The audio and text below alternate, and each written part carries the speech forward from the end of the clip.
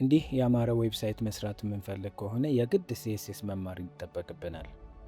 ሰላም፣ እንዴት ናችሁ? በዚህ ቪዲዮ የሲኤስኤስ ትምህርት ክፍል አንድን አብረን እንጀምራለን።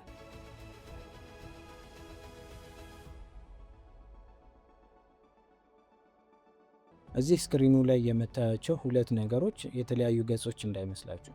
በግራ በኩል ያለው በኤችቲኤምኤል ስትራክቸር ብቻ የተሰራ ሲሆን በቀኝ በኩል ያለው ደግሞ ራሱ ኤችቲኤምኤል ገጽ ሆኖ ነገር ግን ሲኤስኤስ ተጨምሮበት እንዲህ ያማረና ዘመናዊ መልክ ይዟል። አያችሁት አይደል ልዩነቱ? በኤችቲኤምኤል ስትራክቸር ብቻ የሰራናቸውን ዌብሳይቶች በሲኤስኤስ ለማሳመር ሶስት አይነት መንገዶችን እንጠቀማለን። አንደኛው ኢንላይን ሲኤስኤስ ነው። ሁለተኛው ኢንተርናል ሲኤስኤስ ነው።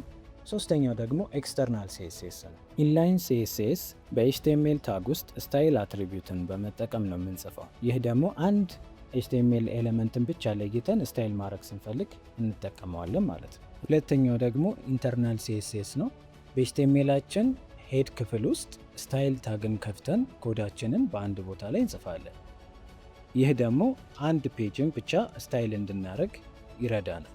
ሶስተኛውና ዋነኛው ፕሮፌሽናል መንገድ የሆነው ኤክስተርናል ሲኤስኤስ ይባላል። እዚህ ጋር ዲዛይናችን ስታይል ዶት ሲኤስኤስ በሚባል ራሱን የቻለ ፋይል ላይ እንጽፍና ከኤችቲኤምኤል ጋር በሊንክ ታግ እናገናኘዋለን። ይህንን ሜተድ ለትላልቅ ሲስተሞች እንጠቀመዋለን።